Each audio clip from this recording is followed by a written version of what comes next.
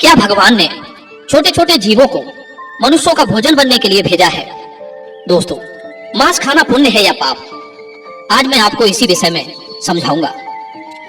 क्या पशु पक्षी, मेढ़ा, बकरा, मुर्गा, मछली, इन समस्त प्राणियों का मांस खाने से मनुष्यों को पाप नहीं लगता है? तो आइए आज की इस वीडियो में समझते हैं कि छोटे छोटे जीवों को मारकर खाना कितना सही है और कितना गलत। आजकल ऐसे हजारों लाखों लोग मिल जाएंगे जो मांस खाने को सही मानते हैं। वो कहते हैं कि ईश्वर ने इन सब चीजों को हमें खाने के लिए ही बनाया है, अगर हम खाएंगे नहीं तो इनका होगा क्या? इस दुनिया में कुछ लोग ऐसे भी हैं जो जीव हिंसा करना घोर अपराध समझते हैं। मांस खाना उनके लिए बहुत बड़े पाप की बात है। आज मैं आपको इस विषय में कुछ महत्वपूर्ण बातें समझाऊंगा, जिससे ये स्पष्ट हो जाएगा कि मांस खाना कितना सही है और कितना गलत। दोस्तों, किसी गांव की बात है। उस गांव में एक धनिक व्यक्ति रहता था। वो किसी लंबी तीर्थ यात्रा पर जाना चाहता था। जाने से पहले उसने अपने यहाँ एक दावत रखी। उसमें गांव के लोगों को आमंत्रित किया। सब लोग उसके यहाँ दावत खाने के लिए आए। उसका यह मानना था कि ईश्वर ने मेढ़ा, बकरा, मुर्गा, मछलियां, इन समस्त जीवों को इंसानों को खाने के लिए बनाया है। इसलिए उसने अपने यहाँ दावत में मेढ़ा और मछलियों का मांस पकवाया। उसके यहाँ आए हुए सभी मेहमानों को मेढ़ा और मछलियों का मांस परोसा गया। खाने वालों ने खाया और जो मांस खाना पाप समझते थे उन्होंने नहीं खाया। भोजन कार्यक्रम समाप्त होने के बाद उस धनिक ने सभी मेहमानों को विदाई से पूर्व एक जगह बैठाकर कुछ भाषण देना शुरू किया। कई तरह की बातों पर उसने लोगों को समझाया। उन बातों में एक बात यह भी थी कि परमात्मा कितना कृपालु है।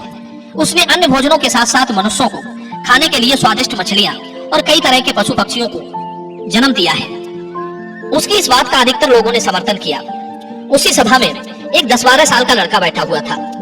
उसने उस धनिक की बात को काटकर उससे कहा, श्रीमान जी, आप गलत कह रहे हैं। लड़के को उस धनिक की बात को काटते हुए देखा तो वहां उपस्थित सब लोग आश्चर्यचकित रह गए। धनिक बोला, बेटे, तुम क्या कहना चाहते हो? तब उत्तर में लड़का कहता है, श्रीमान जी, माना कि ये समस्त जीव परमात्मा ने बनाए हैं, परंतु आपको मारकर खाने के लिए नहीं। मछलियां, मेमने, मेढ़ा, बकरा, मुर्गा इत्यादि पृथ्वी पर रहने वाले समस्त जीव जंतु मनुष्यों की तरह ही पैदा होते हैं और मनुष्यों की तरह ही उनकी मृत्यु होती है। मनुष्यों की तरह ही उन्हें पीड़ा होती है। कोई भी प्राणी किसी अन्य प्राणी से श्रेष्ठ और विशेष नहीं है। वो अलग बात है कि आपकी बुद्धि विकसित है और पशुओं की बुद्धि इतनी विकसित नहीं होती। लेकिन आपकी विकसित बुद्धि का ये मानना गलत है कि अधिक शक्तिशाली और बुद्धिमान प्राणी अपने से कम शक्तिशाली और कम बुद्धि वाले जीवों को खा सकता है। ये कहना गलत है कि ईश्वर ने ये मूक प्राणी हमारे भोजन के लिए बनाए हैं। हम अपने स्वाद के लिए, अपनी जीविका के लिए, अपने शरीर के पोषण के लिए किसी को भी जब चाहे मारकर खा सकते हैं। बात सिर्फ ये है कि हम इतने ताकतवर और चतुर हैं कि जब चाहे उन्हें पकड़कर मार सकते हैं। अपनों से कमजोर पर तो दुनिया रौब दिखा लेती है। इसका मतलब ये नहीं कि वे आपसे कमजोर हैं, आपकी पकड़ में आ जाते हैं तो भगवान ने उन्हें आपके खाने के लिए बना दिया है। जरा सोचो, मच्छर और पिस्सू हमारे शरीर का रक्त पीते हैं। उन्हें हमारे शरीर का रक्त बहुत अच्छा लगता है। शेर, चीता और भेड़िया, उनको भी हमारे शरीर का मांस बहुत स्वादिष्ट लगेगा और वे जब चाहें हमें पकड़कर हमारा शिकार भी कर सकते हैं। तो इसका मतलब ये नहीं हुआ कि भगवान ने हमारे लिए शेर, चीता, भेड़ियों के लिए बनाया है। यदि आप ऐसा मानते हैं तो फिर शेर, चीता, भेड़िया से अपनी रक्षा क्यों करते हो? आपका भोजन भगवान ने मेमना, मेढ़ा, बकरा, मुर्गा, मछलियों को बनाया है तो शेर, चीता, भेड़ियों का भोजन आपको जरूर बनाया होगा। दोस्तों, ये उन मनुष्यों की अज्ञानता का नतीजा है जो दया से रहित हो चुके हैं, जो अपने से कमजोर, दुर्बल और मूक प्राणियों को पकड़ लेते हैं और फिर उन्हें अपना भोजन मानते हैं। अगर आपसे शक्तिशाली प्राणी आपको पकड़कर अपना भोजन माने तो आप बचने के लिए क्यों छटपटाते हो? उसे अपना शरीर क्यों नहीं खा लेने देते? शायद है भगवान ने ही आपको उसका भोजन बनाया हो। उस छोटे से लड़के का जवाब सुनकर धनिक का मुंह बंद हो गया। सब लोगों ने ताली बजाकर उस बच्चे के जवाब का समर्थन किया। लड़का बोला, सुनो, मैं तुम्हें भगवान श्री कृष्ण का एक और उपदेश सुनाता हूँ। एक बार भगवान मुरली मनोहर एक पेड़ के नीचे बैठकर मुरली बजा रहे थे। तभी विपत्ति का मारा एक हिरन तेजी से भागता हुआ आया और भगवान श्री कृष्ण के पीछे छुप गया। वो मृग बहुत ही घबराया हुआ था। मृग को अत्यंत भयभीत देखकर भगवान ने मुरली बजाना बंद कर दिया और उस मृग से पूछने लगे, हे मृग, तुम इतने व्याकुल क्यों हो? तुम्हें क्या दुख है? किसके डर से तुम छुपने का प्रयास कर रहे हो? श्री कृष्ण मृग से ये पूछ ही रहे थे, तभी हाथ में धनुष बाण लिए वहां एक शिकारी आ पहुंचा और बोला, हे बालक, इस मृग को मुझे दे दे, ये मेरा शिकार है। मैंने इसे आखेट बनाने के लिए काफी दूर से इसका पीछा किया है। इसलिए इस पर मेरा अधिकार है।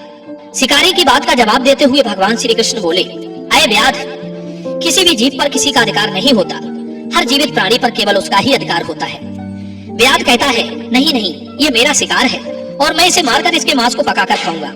तब श्री कृष्ण कहते हैं, अब ये निर्दयी प्राणी, किसी को मारने का अधिकार तुम्हें किसने दे दिया? ये अधिकार तो उसको भी प्राप्त नहीं होता जिसने उसे जन्म दिया है। किसी भी जीव को मारना पापों की श्रेणी में आता है। क्या तुम धर्म को नहीं मानते? तब शिकारी कहता है, ए मनमोहक बालक, मैं तेरे जितना ज्ञानी तो नहीं हूँ, पर इतना जानता हूँ कि मांस का भोजन करना पाप नहीं है।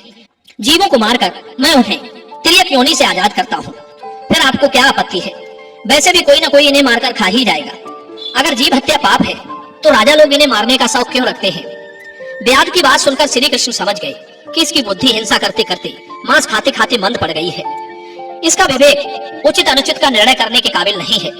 तब भगवान श्री कृष्ण उसे एक कहानी सुनाते हैं कि हे व्याध, इस कहानी को ध्यान से सुनना कि लोग मांस क्यों खाते हैं और इसे खाना पाप है या पुण्य।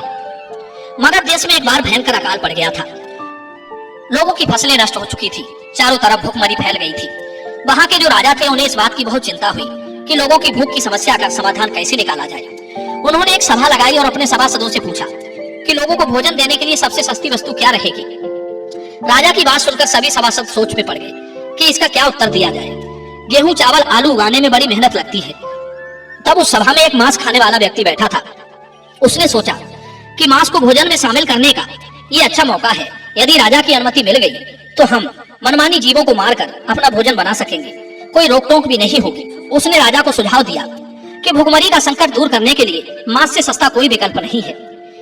इसमें धन का भी खर्च नहीं आएगा और श्रम भी अधिक नहीं करना पड़ेगा और हमारा भोजन भी बन जाएगा। सभा में बैठे अन्य लोगों ने इस बात में हाँ में हाँ मिला दी, लेकिन वहां के जो प्रधानमंत्री जी थे उन्हें ये प्रस्ताव पसंद नहीं आया। वे चुपचाप बैठे रहे। राजा ने पूछा, हे प्रधानमंत्री जी, आप चुप कैसे बैठे हो? आपकी क्या राय है इस विषय में? तब मंत्री जी ने कहा, महाराज, मेरे हिसाब से मांस सस्ता विकल्प नहीं है। इस विषय पर मैं अपनी राय आपको कल दूंगा। दोस्तों, रात होने पर प्रधानमंत्री उसी शख्स के घर पहुंच गए जिसने मांस खाने का प्रस्ताव दिया था। अचानक अपने घर मंत्री को आया देख वो घबरा गया। सोचने लगा जरूर कोई अनहोनी हुई है। मंत्री ने कहा, भाई, शाम को ही महाराज की तबीयत बहुत खराब हो गई है। उन्हें किसी गहरी बीमारी ने घेर लिया है। राजवैद्य ने कहा है कि राजा साहब को अगर किसी बहादुर और हष्टपुष्ट इंसान का थोड़ा सा मांस मिल जाए तो वे ठीक हो सकते हैं। आप महाराज के बहुत विश्वास पात्र हैं, इसलिए मैं आपके पास आया हूँ। आप राजा को बचाने के लिए जरूर अपने शरीर से थोड़ा मांस निकाल कर दे सकते हैं। राजा साहब को भी यही उम्मीद है कि आप इस काम के लिए इनकार नहीं करेंगे। आप इसके बदले में जितना चाहे धन ले लें, पर थोड़ा सा मांस दे दें। लाओ, मैं तलवार से तुम्हारे शरीर से थोड़ा सा मांस निकाले लेता हूँ। दोस्तों, मंत्री की ये बात सुनकर वो आदमी सन्न रह गया। उसके चेहरे का रंग उड़ गया। वो भागता हुआ गया और अपने घर में से 1 लाख स्वर्ण मुद्राएं लाकर मंत्री जी को दे दी और बोला, माफ करना, मैं अपने शरीर का मांस नहीं दे सकता। इसके बदले में आप ये पैसे ले जाइए और किसी और को ये पैसे देकर उससे मांस खरीद लीजिए। मित्रों, मंत्री जी बोले, नहीं भाई, राजा ने विशेष रूप से आपका ही मांस लाने को कहा है क्योंकि आप बहुत तंदुरुस्त हैं। थोड़े से मांस में आपका कुछ नहीं बिगड़ेगा, पर राजा साहब की जान बच जाएगी। इसके लिए मैं तुम्हें राजा से बोलकर मंत्री पद भी दिलवा दूंगा। कृपया आप देरी ना करें, थोड़ा सा मांस निकाल कर दे दे। मित्रों, वो शख्स मंत्री जी के पैरों में गिरकर बोला, मंत्री जी, मुझे माफ कर दो। इसके बदले में आपको अपना सब कुछ देने को तैयार हूँ, पर मैं अपना शरीर को काटकर मांस नहीं दे सकता। इतना कहकर वो वहां से भागने लगा। मंत्री जी बोले, आप भाग जाओगे पर आपका परिवार तो यहीं रह जाएगा। उसने कहा, मंत्री जी, अपने प्राणों से बढ़कर कुछ नहीं है। जब मैं ही नहीं रहूंगा तो परिवार का क्या करूंगा? मंत्री ने कहा, आपको यहाँ से जाने की जरूरत नहीं है। तुम्हें नहीं देना है तो मत दो, मैं किसी और के पास चला जाता हूँ। इतना कहकर मंत्री जी उससे 1 लाख स्वर्ण मुद्राएं लेकर चले गए। अब उसकी जान में जान आई। दोस्तों, इस प्रकार प्रधानमंत्री एक एक करके सभी मंत्रियों के घर गए। सबसे थोड़े से मांस का आग्रह किया, पर सबने अपनी अपनी तिजोरियों से, किसी ने 1 लाख, किसी ने 2 लाख, किसी ने 10 लाख रुपए तो दे दिए, पर अपने शरीर का मांस नहीं दिया। मंत्री जी उन पैसों को लेकर अपने घर चले आए। वो रकम करोड़ों में इकट्ठी हो चुकी थी। अगले दिन सारे मंत्री सुबह सुबह ही राजा के पास पहुंच गए कि देखें राजा साहब स्वस्थ हैं या नहीं है। उधर प्रधानमंत्री जी भी उन सारे पैसों को लेकर राजा के पास पहुंचे और उन पैसों को राजा के सामने रख दिया। वे पैसे करोड़ों में थे। राजा ने पूछा, मंत्री जी, इतने पैसे किस लिए लाए हो? तब मंत्री जी ने पूरी कहानी सुनाई कि महाराज, मैंने झूठ मूठ का एक नाटक किया था। मैंने उन समस्त मंत्रियों से ये कहा कि राजा साहब की तबीयत बहुत खराब है, यदि उन्हें थोड़ा सा मनुष्य का मांस मिल जाए तो वे ठीक हो सकते हैं। महाराज, सारे मंत्रियों ने मुझे इतने पैसे तो दे दिए, पर आपके उपचार के लिए अपने शरीर से थोड़ा सा मांस नहीं दिया। कल लोग सभा में मांस का भोजन बहुत सस्ता बता रहे थे। अब आप ही सोचिए कि जीवित प्राणी का मांस कितना सस्ता है और कितना महंगा, कि थोड़े से मांस के लिए करोड़ों रुपए देकर उन्होंने मांस देने से इनकार कर दिया। मित्रों, मंत्री जी की बात राजा के अच्छी तरह समझ में आ चुकी थी। इधर भगवान श्री कृष्ण ने उस शिकारी को समझाया कि देखो, अपना शरीर सबको प्रिय होता है, चाहे वो मनुष्य हो या कोई पशु। सबके मांस की उतनी ही कीमत होती है, सबके प्राण उतने ही मूल्यवान होते हैं जितने कि आपके। इसलिए किसी के शरीर को कष्ट नहीं पहुंचाना चाहिए। मनुष्य के जब अपने प्राणों पर आ बनती है तब तो उसे अपना शरीर बहुत प्रिय लगता है। दूसरे जीवों को मारने में वो एक पल भी नहीं लगाता, क्योंकि वो दर्दनाक पीड़ा उसको होती है, आपको नहीं। जिस दिन आपको होगी उस दिन मांस की कीमत आपको समझ आ जाएगी।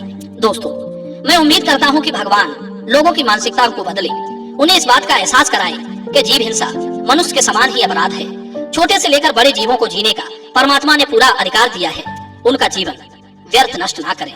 अपने से थोड़े से आनंद के लिए, थोड़े से स्वाद के लिए उनका जीवन ना लें। सबको उतना ही कष्ट होता है जितना कि आपको। दोस्तों, मैं उम्मीद करता हूँ कि ये कहानी, ये विचार आपको जरूर पसंद आए होंगे। यदि वीडियो पसंद आया हो तो आगे भी शेयर करना।